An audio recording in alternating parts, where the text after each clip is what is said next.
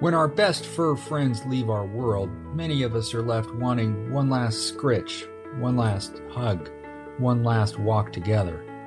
One Last Network is a space for pet guardians to honor their pets in their senior years and to cope with the days leading up to and after their passing. Here's your host, Angela Schneider, founder of One Last Network and Big White Dog Photography in Spokane, Washington.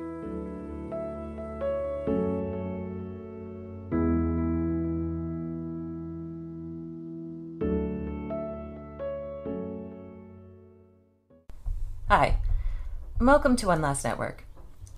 As a professional writer of 30-some years, words and phrases carry a lot of meaning for me. When I see one I don't know, I rush to look it up, find out more about what it means and how it should be used. My husband and I have an unending squabble. I say 6 of one, half a dozen of another, while he claims it should be 6 to one, half a dozen to another. Same difference, I say. But he insists on correcting me whenever I say my version. Feel free to let me know in the comments which one you think it is. In any case, I've been over the last year or so really wondering what the terms soul dog and heart dog mean. I knew Shep was my soulmate from that one very special moment we shared in the Rocky Mountains when he changed my life. I called him my heart dog. Then Bella came along. And after 9 years of being together, I still feel my heart growing bigger and bigger every time I look at her. Is she my heart dog now? What happens to Shep?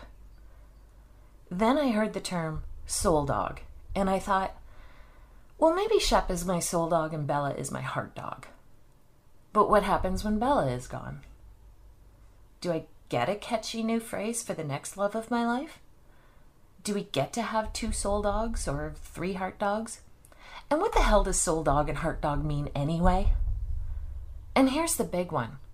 Are we doing a disservice to our past loves and our future loves by latching onto these terms? I knew precisely whom I needed to help me answer these questions. My friend and mentor, Coleen Ellis, founder of Two Hearts Pet Loss Center, which helps pet care-related professionals better support their clients in grief, and our guest on episode 10, The Art of Making Memories.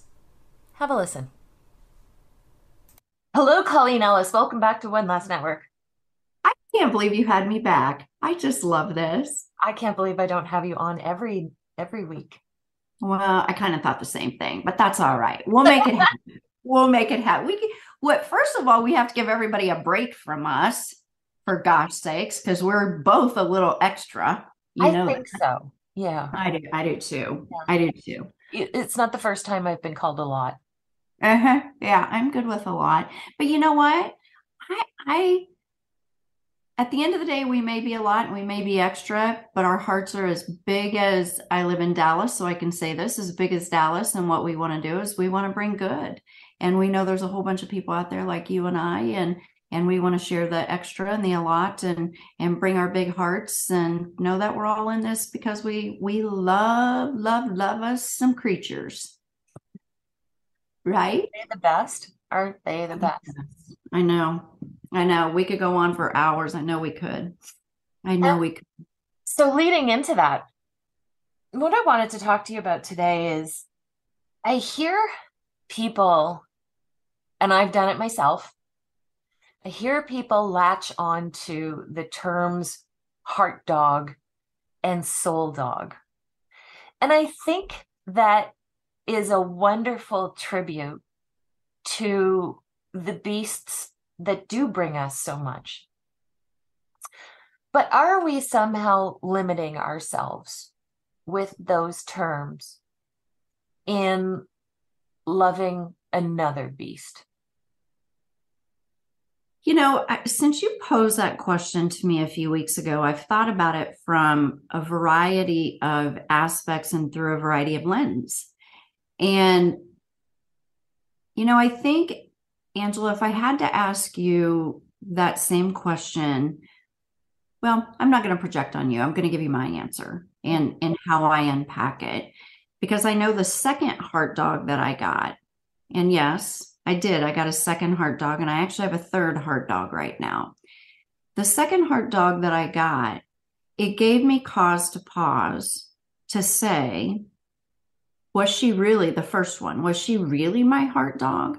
Was she really my soul dog? Was she really that? Or did I just label that for some reason? And you know what? There's that statement that people and things come into your life for a reason, and it may be a season or it may be a lifetime. And as I unpack that a little bit more with Miko, the first heart dog, and I ran through my guilt. I ran through my guilt with the second heart dog and saying, oh God, that makes me feel bad to say Harry. Harry now has my heart. Was I being disingenuous to Miko? And she really truly wasn't my heart dog. But what I unpacked and what I unfolded with all of that was, you know what? For that chapter of my life, she was my heart dog. And for this second chapter of my life, he was my heart dog. And now I've got a third heart dog that happened to come in, and I know she is that. And so now for me, I embrace the fact that I was gifted with 3 of them at this juncture in my life. And I'm sure God willing, maybe another one that will happen. And so after I got through my guilt on it and I was able to embrace it, I was able to embrace it in a big, big way and to be proud about it. And again, to look at it as a blessing of the fact that I was gifted with the fact that I didn't think I would love that way again in such a big, robust way. And then by golly, I was able to do that. And I think some of that, the first thing we have to set aside, Angela, is this replacement theory, that either we fear getting another one because in our head, for some reason, we believe it is a replacement, and it comes with statements like this. And I've heard it as as I sit and hold space with people who are mourning the loss of a dog who's lying on the floor in front of us. And the comment, I just don't think I can go through this again, or I can never replace him. Gosh, if we put that into people words, do we replace a husband? Do we replace it and give another relationship? Do you replace it? No, you get another mom.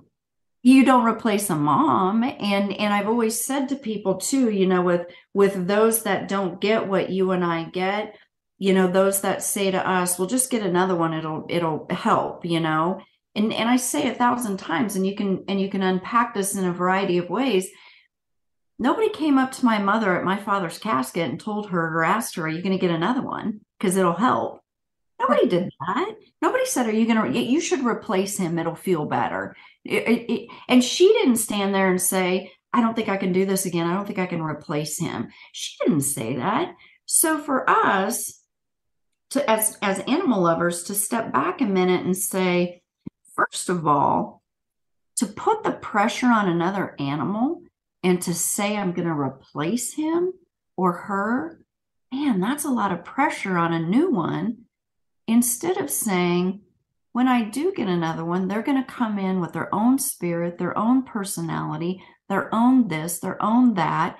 And I'm going to figure out then what my relationship is with them. And if it does blossom into this particular chapter of my life and my time to be another heart dog, wow, what a blessing. How do you feel? I was in a very dead place in my life when I met Shep. I didn't know how to feel a lot of things. And to this day, I will tell you, he taught me the definition of the word love. Mm. I didn't know it before, what it felt like and what it felt like to be loved in that way. And I had a very quick turnaround which I just talked about on the podcast with my friend Darlene, I had a very quick turnaround. It was 9 days from the day Shep died to the day Bella came into my life. And I struggled. I know you advocate that you wait a little while. The opportunity presented itself for me. I don't know that I would do it that quickly again. But life without Bella would be drastically different today. At the same time, though, I struggled to connect with her at the beginning, but I say now that I may love her more than I ever loved Shep. And that's because I'm more open to the emotion of love, I think. And that's because of him. At the same time, you brought up the word guilt, and it's such a powerful emotion that I have to wonder if part of me loving Bella as much as I do is still wrapped up in guilt over maybe not loving Shep as much as I could have. That's interesting. However, I'm going to reframe what you said. I think a lot of power in there when it comes to every one of us who are listening to this and our Shep dog or animal. I think the power of that, if you reframe it, is held in the words because of. And when you can say, because of him, I love Bella even more. And at the end of the day, when we look at a dog or an animal and we see the lessons that they taught us and we see the things that they allowed us to be and do and grow and all that kind of stuff, and we can turn around and say, you know what? For your legacy to live on, because of you, I'm going to do this. And because of you, I was able to do this and be more and bigger and love greater and love deeper and love more, more voraciously because of you. And that to me, and I can say a lot of that about Miko and about Harry, and Ellie and everybody else in between, that because of you taught me to do this, and because of I now do this, and I now practice this lesson, or I now look at life more preciously and see it in a much different way. And Angela, at the end of the day, as we age as well, life does become more precious. We see things going on around us that are stark reminders that said we don't have tomorrow. And so we love differently, and we love more. And hopefully as we age, it's not a cynical relationship. It's a more positive and happy and peaceful thing that we can say when we say because of, and can attribute it to, for you and I, a dog, In the last year in which I became a pet loss grief companion under your teaching and a grief educator under David Kessler, I've learned a lot, and it has helped me sit so much better with my own grief. And the death of my mother brought up a lot of latent issues I had around Shep, particularly the guilt. Can we dig into guilt a little bit and how that frames the way we move through our grief journey, especially when we talk about loving another beast? Yeah, I think you have to unpack that. I think you have to be mindful of it. And when, I always say, when grief knocks at the door, let her in, pull up a seat and tell her to sit down. And I think sitting right next to grief is going to be guilt. And to be able to have a very mindful and intentional conversation with both of them, and to talk about, because sometimes they're interchangeable, and she died, and so I feel guilty. I feel guilty because she died. And so it's unpacking the guilt to say, well, tell me why you feel guilty. Tell me what you did that gives you that. And at the end of the day, And as I always say, Angela, if we're holding space with someone or even our own guilt, we have to give ourselves permission, and we have to give others permission to have it and to own it and to keep it and to not take it away from them. Because so often, especially when the death is so near and it's just happened or within the past few days or whatever it is, when that guilt is so pronounced, that if we can sit there with it, not take it away, because at the end of the day, when I'm in grief, things are so out of control. And there is one thing I can control, and it's how I feel. And if I feel guilty, that's giving me control over me. And right now I need that. So I don't need you to take it away from me. I don't need you to talk me out of it. I don't need you to tell me why I shouldn't have it, because at the end of the day, I do have it. What I need you to do is hold space and say to me, why do you feel guilty? Help me understand that. And then when I tell you why I feel guilty, don't give me another way to look at it. Just say, that's really interesting. Tell me more. That's what I want you to say. There's still going to be something that's going to sit in my belly that says, I just feel guilty for all the time I traveled and I didn't spend with him. Okay, well, that was 14 years, and I'm speaking of my precious little kitty cat who just died 6 weeks ago. That was 14 years of building up on that. And so you're not going to be able to take that away from me. You're not going to be able to justify that for me. You're not going to be able to give me the perfect answer for that. So you know what I want you to do? I want you to shut your mouth. I just want you to shut your mouth and let me have it. And let me tell you why I feel guilty, because there's going to be something in there that's going to make me feel that way. Okay.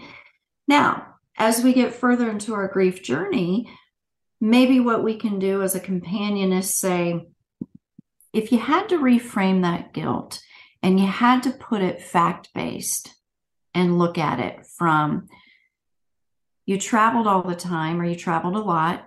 It was for your job, right? That's what you had to do. That's what you had to do. You feel like you missed something in his diagnosis, in his illness, in his this, in his that. What will you do different with that next time? What did you learn from that? Okay. And so now you can begin to ask some clarifying questions as the fog begins to lift, and we try to make a little more sense of the guilt and to help our heart with, you know what? I did everything to the best of my ability. And if there would have been something different and I would have had different information, I would have made a different decision. But I did everything to the best of my ability. I really did. Now, was there something in there that I'll learn to do different and in my eyes better the next time? Probably.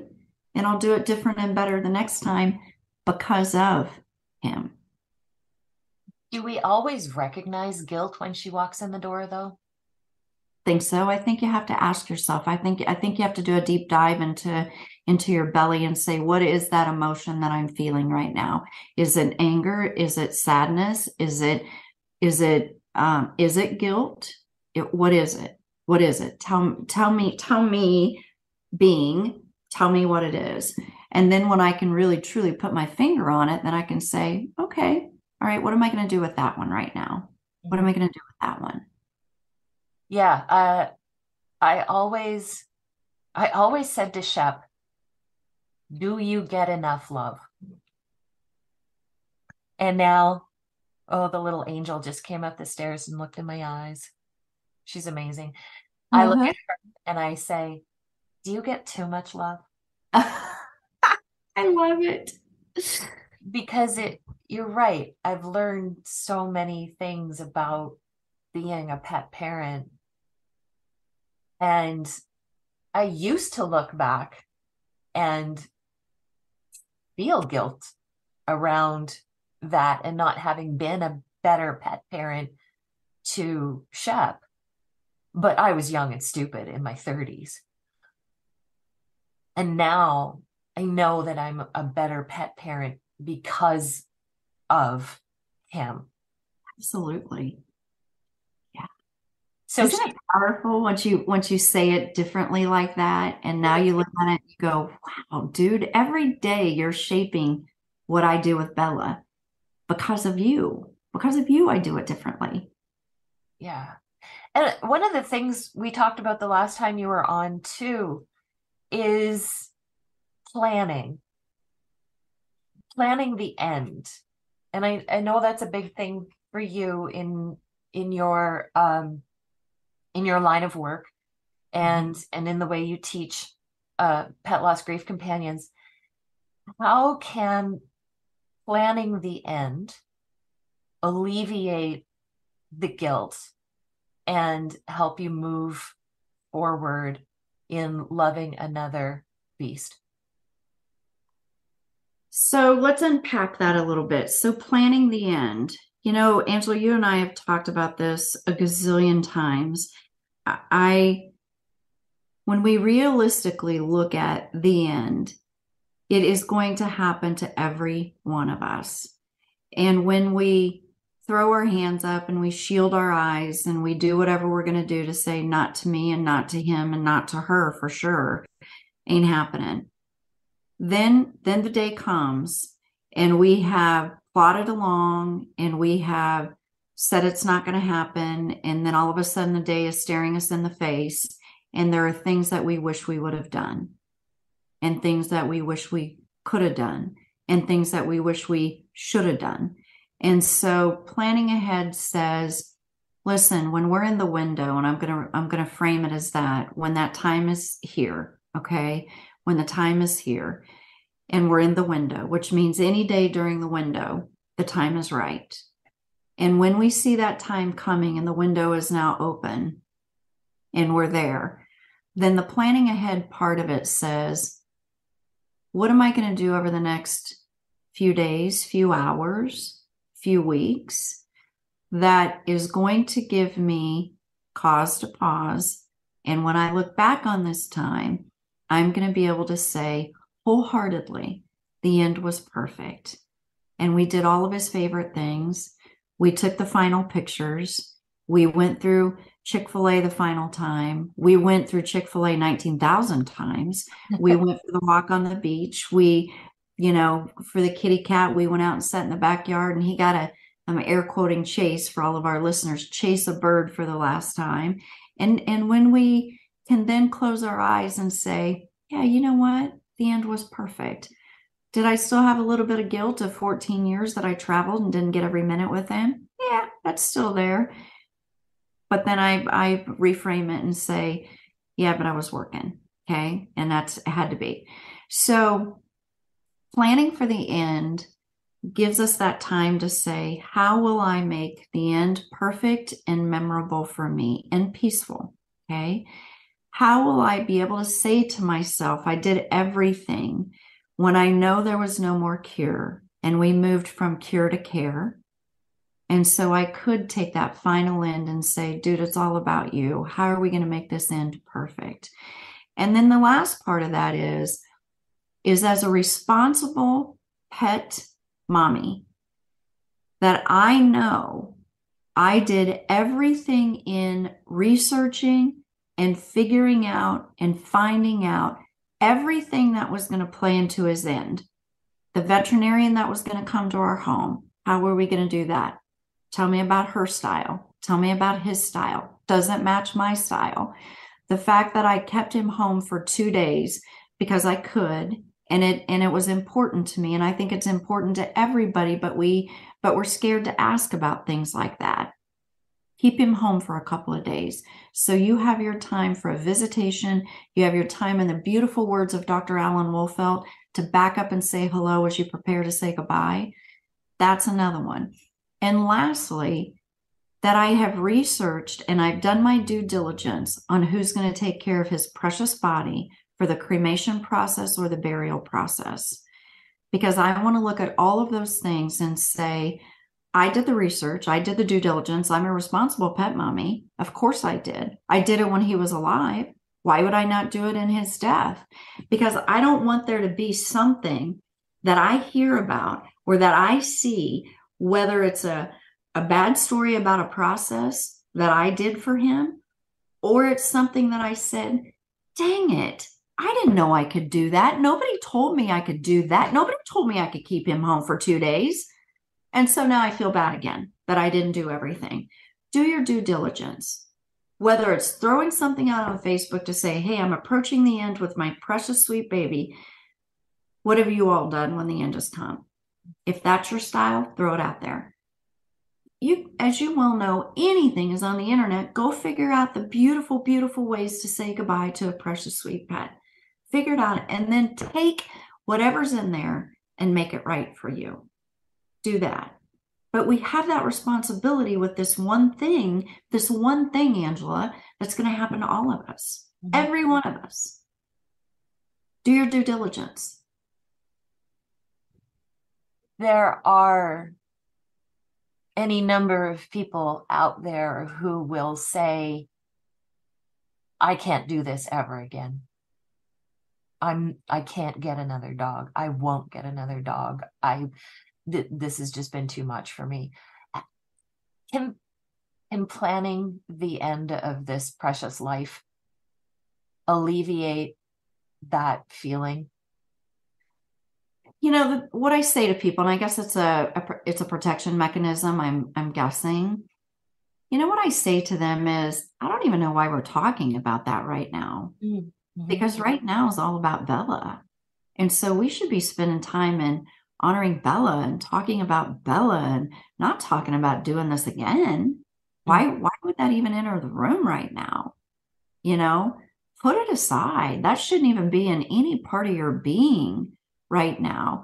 We'll talk about that in another couple, 3, 4, 5, 6, 7 months. I don't care, but not now. Not now. Right now is about your heart being full with the love of you that you have for this sweet little creature we're honoring right now. That's where we're at. And I want your entire being to show up and to be present when it's all about them. Set the other aside. We'll get that off the table, and you know, these are the things we put on the table, and when we're ready, we pick them up off the table. We don't need to pick that one up off the table. It's on the table. Leave it on the table. Okay. When we're ready, we'll do it again. But what I also hear for people like you and I, Angela, when I hear somebody make that comment, I get uber sensitive to being being an incredible companion to them, because what I want them to do is to be able to fully grieve and fully mourn and to fully honor that life that they shared with them. Because if there's any part of shame that will pop up into that from somebody around them that says, listen, I told you that dog made you crazy, and look at yourself now. You're just a hot mess express. And so we don't need any of that. Because at the end of the day, I am going to be a hot mess express. I don't need you shaming me about it, though. Okay. And so for us, and being strong as companions and giving them permission to say, you grieve and mourn and do that till your eyes can't cry yet one more tear. Okay. Do that. He deserves it. You do it. Again, we'll pick this up off the table about another animal later. Not now, though. Not now at all. And again, equate that to a human being, Angela. Do you think my mom stood at my father's casket and said, I don't know if I can do this again? She didn't say that. We don't say that when it comes to people. So we need to just stop. Stop. When it's an animal, give it its due honor. Give it its due grieving and mourning. Give it that. How did we learn to talk to ourselves like this then?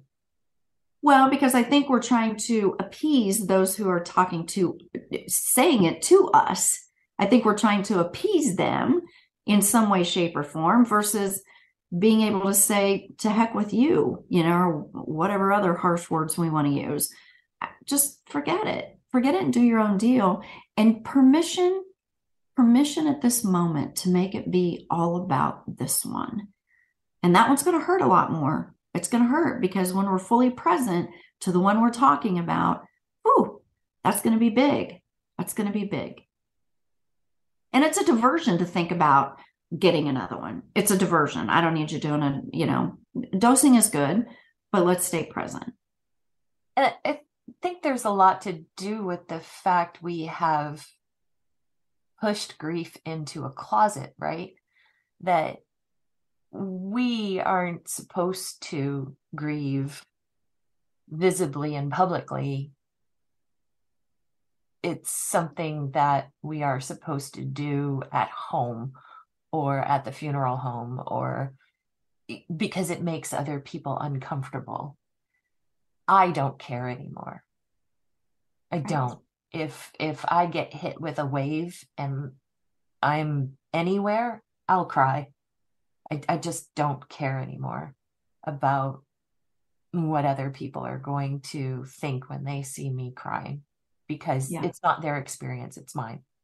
No, no. And just unpacking a little bit too, Angela, we all, probably everybody out on the street is grieving something. It's the mourning, the active version of grieving, the visible signs of grieving, which is the mourning process. And that's where people get a little uncomfortable, because they want you to be okay.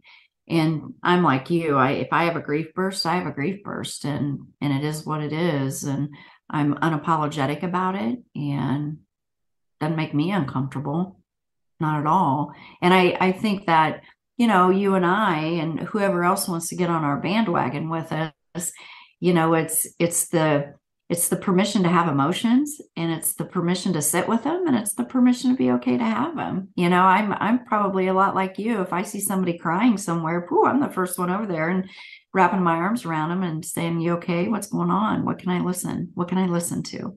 Tell me, Yeah. talk to me." Not, oh gosh, suck it up, or, it's okay. Whatever. Give it to me. What you got going on? What you crying about? I'm here. I'm listening. So bringing it all back, what is a heart dog and what is a soul dog? You know what I love about this? This is my definition, honey.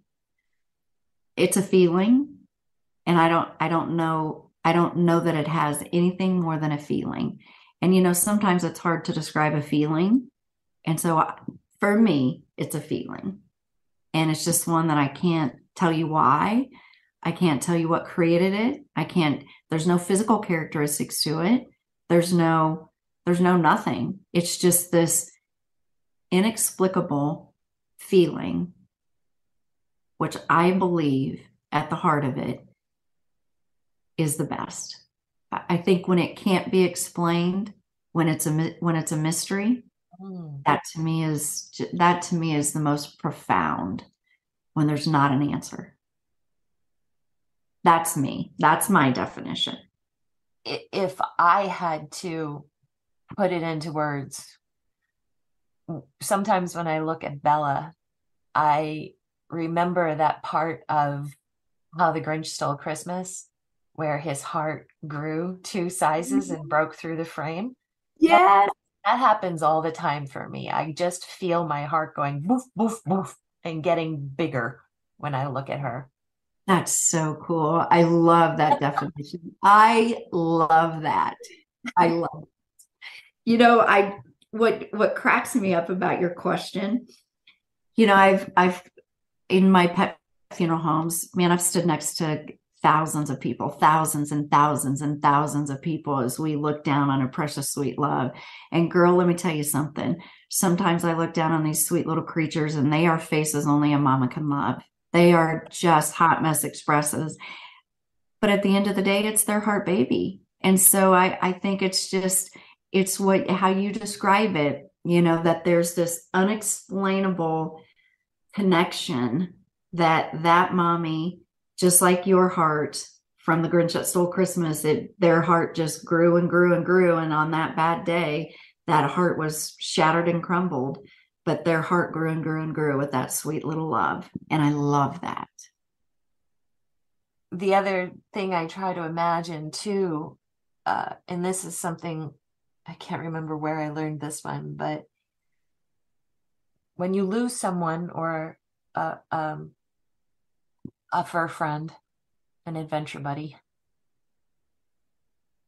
the place in your heart for that being doesn't go away. So to find another heart dog or soul dog or cat or what have you, you get to add another piece to your heart and make it bigger.